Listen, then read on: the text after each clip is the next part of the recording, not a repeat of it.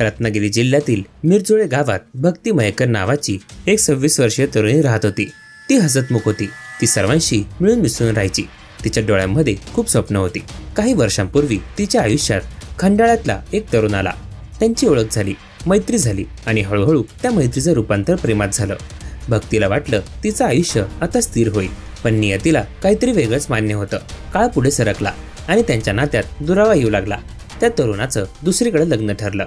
भक्तीला social मीडियावर त्याचे आणि त्याच्या होणाऱ्या पत्नीचे फोटो दिसले। तिच्या स्वप्नांवर जणू काळी सावलीच पडली। त्या क्षणांपासून त्या दोघांमध्ये वाद सुरू झाले। कधी काळी गोड बोलणारा तो आता तिला टाळायला लागला।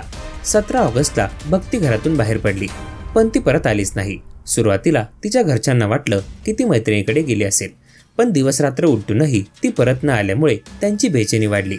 21 ऑगस्टला त्यांनी पोलीस स्टेशनमध्ये तक्रार नोंदवली। पोलिसांनी तपास सुरू केला।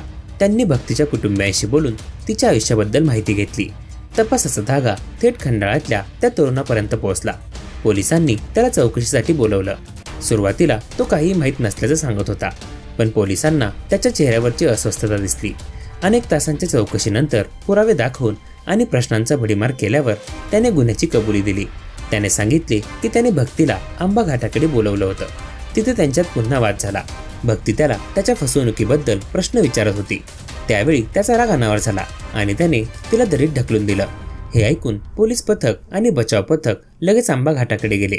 खूप शोधानंतर त्यांना दरीमध्ये एक मृतदेह मिळाला। तो इतका विद्रूप झाला होता की ओळखणं कठीण होतं, पण मृतदेहाच्या हातावर असलेला टॅटू पाहून तो भक्तीचाच असल्याचं निष्पन्न झालं।